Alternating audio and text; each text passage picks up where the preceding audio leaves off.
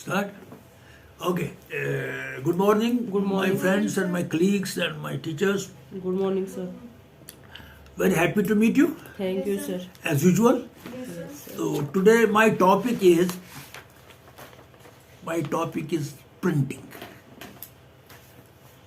Printing, print culture, printing and print culture, right? printing. Printing and print culture. You see, printing is a very important thing. When who was the man Gutenberg? When Gutenberg invented printing press, you know what Martin Luther said? Martin Luther was a Christian priest. He said God has given printing press as a great gift and the best one to mankind. The exact words I am not remembering, but this is the sense of that. Printing press is a great gift given by God and the best one. Because when printing press came, literacy increased. Previously, one person would be lecturing and others would be listening. Now what happened was, because of the printing press, people started reading themselves. The reading public increased, and previously hearing public was in greater numbers. Now slowly and steadily the reading public started increasing. Literacy started spreading. People started sharing ideas. The ideas went round across the globe. Why? Because it came in the form of books. It came in the form of print. So talking about print culture is very important. It's a very important topic, and we must give good attention to what we have to say about printing. Do you know, printing was first started by China. China has given us many things, out of which printing was a very important thing. Among different things that China gave us, paper, because how can you print if you don't have paper? So invention of paper was also very important. And China gave us paper, and then also gave us block printing. What they would do is that you would write something on the paper, and then you would put that paper rub that paper against a wooden block, and then carve those letters. And that would become your block. And then you could print as much as you like. You know that this block printing is even today with you. How? Can you tell me how? Today also we are using block printing. Can you tell me why we are using block printing? Come on. Typewriter? No, typewriter is not block printing. Block printing is your stamps. Principal, secretary, chief minister. Are they not block printings? Yes, sir. अच्छा, साड़ियों पर design margin पर मारता है, ठक ठक ठक ठक. Yes, sir. वो ब्लॉक प्रिंटिंग अभी है कि नहीं? वॉल्स पर. मतलब ये है कि ब्लॉक प्रिंटिंग अभी मरी नहीं है. ब्लॉक प्रिंटिंग अभी भी इस्तेमाल में है और पूरी तरह से अक्रॉस द वर्ल्ड इस्तेमाल में है. तो चाइनीज का ये इन्वेंशन जो इस वक्त बड़ा सिंपल लगता था, ये डेफिनेटली हिस्टोरिकल इन्वेंशन था. अच्छा, और उस वक्त पता है चाइना ने एज अर्ली एज 868 एक किताब प्रिंट की जिसका नाम था डायमंड सूत्रा. ये पहले संस्कृत में किताब थी, उन्होंने इसको ट्रांसलेशन किया बाद में चाइनीज में, और फिर इसको प्रिंट किया, और इसका नाम था डायमंड सूत्रा. और ये इस किताब ने ट्रैवल किया फ्रॉम चाइना टू जापान, क्योंकि वहां भी बुद्धिज्म था. ये बुद्धिस्ट की एक बड़ी it is called a book of wisdom. कहता है इसको अंडरस्टैंड करना बड़ा मुश्किल है, ये किताब जो इन्होंने प्रिंट की. उसके बाद आपको पता है, वैसे अगर हम देखें तो चाइना ने हमें बहुत कुछ दिया है. अगर चाइना हमें कंपास नहीं देता, बताओ हम कैसे अमेरिका डिस्कवर करते, या जितने भी ऑस्ट्रेलिया कैसे, जो क्योंकि कंपास की वजह से जिसको समंदर में जहाज होता था उसको डायरेक्शन का पता लगता था. अदरवाइज वो कैसे डायरेक्शन मालूम, वो तो उसको पता ही नहीं था मैंने कहाँ से जाना है. तो दुनिया को एक करना और नेविगेटर्स ने डिफरेंट जगहों को डिस्कवर करना भी फंडामेंटली चाइना को क्रेडिट जाता है. अच्छा, पेपर है तो तभी प्रिंटिंग होगी. अच्छा, चाइना ने गन पाउडर निकाला, मगर गन पाउडर का उन्होंने इस्तेमाल नहीं किया फॉर आर्मामेंट्स. वो उसमें पटाखे जलाते थे, जैसे हम दिवाली के पटाखे फायर वर्क करते. This was the European countries who made gunpowder as a fuel for armaments. You understand? एक ही तोप खाना बनाया, एक ही तोप लगाते थे और किला टूट जाता था. आपको पता, अकबर ने एक किले के घेरा किया और बड़ा मुश्किल घेरा था, किला बड़ा स्ट्रांग था. तो अकबर बादशाह ने आपने उनको कल लगाओ तोप खाना लगाए, 1 2 3 तोपें लगी, तो तो वहां से औरतों की रोने की आवाज़ शुरू हो गई। उसने समझ लिया कि मर्द मर गए हैं, औरतें अब रो रही हैं, क्योंकि उन्होंने अब सती करनी है। जब राजस्थान में मर्द मरता था तो औरत सती करती थी, सती होती तो अपने आप को जलाती थी। उसने कहा देखो, उतना ही नहीं, जब बाबर आया, कहाँ बाबर जब हिंदुस्तान आया, उसके पास तोप ही थी, जिस वजह से 2 ही घंटे में उसने सारा काम तमाम किया। उसने जनाब तोप उसके पास तोप खाना था, और उधर जो इब्राहिम लोदी के पास तोप खाना नहीं था। उसने 3 4 5 तोपें लगाई, जो हाथी थे वो पागल हो गए, भाग गए, और अपने ही फौज को रोनते गए, और 2-3 घंटे में ही मामला साफ हो गया। ये तोप खाने का काम था, एंड ये भी चाइना का ही कंट्रीब्यूशन है। और आजकल आपके पास पिस्टल हैं, जो भी है, बंदूक है, जो भी कुछ है, या आप इंटरकॉन्टिनेंटल मिसाइल बनाते हो, उसमें वॉर हेड लगाते हैं, तो वॉर हेड भी तो उसमें भी गन पाउडर ही होगा। तो व्हाट आई मीन टू से इज दैट सारी दुनिया को चाइना के इस गन पाउडर के इन्वेंशन ने चेंज किया, so for the nature of Wars was concern. फिर चाइना का अगर देखेंगे तो उसने सिस्मोग्राफ दिया है, चाय भी वहीं से आई, सिल्क भी वहीं से आई, और सिल्क की वजह से सिल्क रूट बन गई, तो एशिया और यूरोप आपस में कनेक्ट हो गया, जिससे अगेन कंट्रीब्यूशन ऑफ चाइना। उसी रूट से फिर बाद में इंडिया भी अपने चीज़ें डालता था, कॉटन गुड्स डालता था, और स्पाइसेस डालता था, और वो यूरोप तक पहुँचती, इटली तक हमारा सामान पहुँचता था। अच्छा, फिर पोर्सलिन, वो जो आपके चाइना वियर होता है ना, उसको चाइनीज कप क्यों कहते हैं उसको? क्योंकि ये कप सबसे पहले चाइना में बने, अभी इसलिए मतलब चाइना कप छिड़ा, चीनू कप कहते हैं कि ये इसका नाम ही चीनी पड़ गया है। सर अभी बोलते हैं ना, अभी भी बोलते हैं ये चीनी का पन, कैसे गिलास का, शीशे का गिलास चाहे ना चीनी वाला बर्तन बोलते हैं कि नहीं, इसके साथ अभी भी चाइना अटैच्ड है। अच्छा, फिर पता है ब्लास्ट फर्नेस दे दिया। अरे ब्लास्ट फर्नेस से ही तो इंडस्ट्रीज में बहुत ज़बरदस्त काम होने लगा। अच्छा, फिर जनाब क्या किया, मैकेनिकल क्लॉक बनाई, अल्कोहल बनाया, सबसे पहले इन्होंने ही शराब बनाया होगा। एक्यूपंक्चर, इनका एक्यूपंक्चर एक नीडल होते हैं, नीडल से वो आपको ट्रीटमेंट करते हैं, तो चाइना हैज डन। और चाइना की सिविलाइजेशन बहुत पुरानी है, बहुत पुरानी। अच्छा, उनमें एक ही मतलब मिग डायनानी ने कोई 300-400 साल राज किया, और वो जो राज करते थे तो उन दिनों इन बड़े बड़े बादशाहों के रेन में, डायनास्टी के रेन में गवर्नमेंट स्टेबल थी। आपको बताएं कि चाइना बहुत बड़ा कंट्री है, उस कंट्री में एडमिनिस्ट्रेट करने के लिए एडमिनिस्ट्रेटर चाहिए। जैसे आजकल इंडिया में आपको इंडियन एडमिनिस्ट्रेटिव सर्विस है, उस वक्त चाइनीज एडमिनिस्ट्रेटिव सर्विस थी। चाइनीज एडमिनिस्ट्रेटिव सर्विस में कंपटीशन होता था, और जो सबसे स्मार्ट होता था उसी को लेते थे।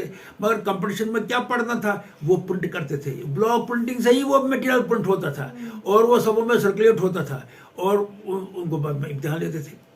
अच्छा, अब आप समझ सकते हैं कि चाइना की सिविलाइजेशन कितनी इंपॉर्टेंट है, कि प्रिंटिंग भी उन्होंने हमें दी थी, और प्रिंटिंग से ही दुनिया बदल। अब देखो क्या हो, सबसे बड़ी बात, मार्को पोलो चाइना में था। कौन? मार्को पोलो चाइना में था। मार्को पोलो 1295 में इटली पहुंचा, चाइना से निकलकर, उसने वहां से ब्लॉक प्रिंटिंग लाई। अच्छा, यूरोपियंस का पता नहीं क्या था, इनका माइंड बड़ा रिसर्च की तरफ ज्यादा जाता था। हम लोग तो ज्यादा मजहब को फॉलो करने वाले थे। कहते हैं in India we were trying to appreciate the relationship of man with God, the West was trying to understand relationship of man with nature. China and other parts of East were trying to understand relationship of man with man. So ये था, तो मगर God का भी with man to man भी था, और man with God भी था, सोसाइटी विद गॉड भी था। एशिया में ज़्यादा यही था, मैन, चाहे वो अरब था, चाहे वो चाइना था, चाहे वो जापान था, चाहे वो इंडिया था, हम सारे के सारे एशियन जो थे वो ज़्यादा जो है अपने आप को खुदा के साथ ही कनेक्ट करते थे। लेकिन वेस्ट में वो ज़्यादा लोग अपने आप को मैटर के साथ कनेक्ट करते थे, and they wanted to know the laws of matter. सो जिसकी वजह से ये सारी चेंजें हो गई, इन्वेंशन हो। अब जिस वक्त प्रिंटिंग पहुंच गई यूरोप में थ्रू मार्को पोलो, तो मार्को पोलो ने क्या किया, उसने ये प्रिंटिंग इंट्रोड्यूस की यूरोप में इसके ऊपर काम होने लगा, धड़ाधड़ काम होने लगा। जब धड़ाधड़ काम होने लगा तो बड़े बड़े ब्रेन्स इसमें लग गए। तो अल्टीमेटली क्या हुआ कि गुटेनबर्ग ने निकाला मूवेबल प्रिंटिंग प्रेस। तो गुटेनबर्ग ने 1448 में निकाला, लेकिन 1454 से इसका काम ज़्यादा तेज हो गया। कहते हैं 1450 से लेके 1500 तक सारे यूरोप में, 1550 तक 100 साल लगे। 1450 से लेके 1550 तक सारे यूरोप में प्रिंटिंग प्रेस लगे। तो ये प्रिंटिंग प्रेस बाद में इंडिया भी आया। बताओ इंडिया में कब आया प्रिंटिंग प्रेस? किसने लाया प्रिंटिंग प्रेस इंडिया में? पुर्तगीज ने। देखो ना, क्योंकि पुर्तगीज यहाँ आए, उसने अपने साथ प्रिंटिंग प्रेस भी लाया। उन्होंने तमिल बुक्स को प्रिंट करना शुरू किया। उन्होंने जो लोकल लैंग्वेज है उनके किताबों को ट्रांसलेट करना शुरू किया, so that they become popular. ठीक है कि नहीं? तो इस तरह से क्या हुआ, मलयालम किताबें थी, जो इम्पोर्टेंट किताबें थी उनको प्रिंट करना शुरू किया। उनके अपने देखो ना, यूरोप में ज़्यादा बिजनेस प्राइवेट के हाथ पे होता है। प्राइवेट लोग आ गए, उन्होंने कहा यार इनको मलयालम किताब तो कोई रिलीजियस बुक होगी, कोई पॉपुलर बुक, करो प्रिंट, पैसे मिलेंगे, क्योंकि सारे लोग खरीदेंगे। पहले तो हाथ से लिखते। आपको पता है औरंगजेब के बारे में कहते हैं कि वो कुरान शरीफ हाथ से लिखा करते थे, और जो उससे पैसा मिलता था और टोपियाँ बनाते थे, उससे जो पैसा मिलता उसी से अपना गुजारा करता। ऐसा मैंने सुना है, लीजेंड से, ये टेस्ट करवा, क्योंकि वो एक्सक्लूसिवली इस्लामिक ट्रेडिशंस को फॉलो करता था। तो क्या हुआ कि उन्होंने ये किताबें, और ये 16 सेंचुरी में हुआ। और आपको पता है 19th सेंचुरी में चाइना में प्रिंटिंग आई, 300 साल हमारे बाद में। और वहाँ पर जहाँ भी प्रिंटिंग आई वो बन गया centre of printing, centre of print culture. अच्छा, अब देखो क्या होता था। पहले क्या था, पहले लोग इतना पढ़ना लिखना नहीं जानते थे। मतलब आपको पता है, यहाँ मंदिर में जाता है एक पंडित जी, वो भगवत गीता उठाता है, उसको पढ़ता है, और जितने भी सामने बैठे होते हैं उनको सुनाता है। मौलवी साहब भी यही करता है, जितने भी वो कुरान शरीफ हाथ में लेता है और जितने भी सामने होते हैं वो उनको सुनाता है। अच्छा, अब क्या हुआ, अब ऐसा हुआ कि जब प्रिंटिंग प्रेस आया, कुरान शरीफ की बहुत सी कापियाँ आई, भगवत गीता की बहुत सी कापियाँ आई, लोगों ने आहिस्ते आहिस्ते पढ़ना शुरू किया। अब लोग खुद भगवत गीता पढ़ने लगे, अब खुद लोग कुरान शरीफ पढ़ने लगे, और पता लगा कि कुरान शरीफ में क्या लिखा है, भगवत गीता में क्या लिखा है। इसमें अब कोई भी थर्ड पार्टी अपनी चीज़ें नहीं मिला सकती है। और यू अंडरस्टैंड? अच्छा, अब देखिए, प्रिंटिंग से लिटरेसी लेवल बहुत बढ़ गया। जब लिटरेसी लेवल बहुत बढ़ गया तो नेचुरली क्या हो गया, अब लोग ढूंढते हैं किताब। उस वक्त लिटरेचर मतलब रीडिंग में इतना इंटरेस्ट हो गया, और प्रिंटिंग रीडिंग डिमांड जब बढ़ गई तो प्रिंटिंग भी बढ़ गई। तो आप अगर मान लीजिए बाजार जा रहे हैं दूध लाने के लिए, तो आपके घर में वहाँ से यार ये किताब लाना, मतलब लोग हर समय ही किताब हाथ में रखते थे। यहाँ पर भी ऐसा ही कल्चर था। वो पता है क्या होता था, एक दुकानदार रखता था मैगजीन बहुत से, फिर वो किराए पर देता था। आप जाते थे, आप वो चंदा मामा, मुझे अभी भी याद है, चंदा मामा एक मैगजीन था, वो लेते थे, उसको पैसे देते थे, फिर बाद में दूसरी किताब लेते थे। इस तरह से ऐसे ही वेस्टर्न में भी होता था।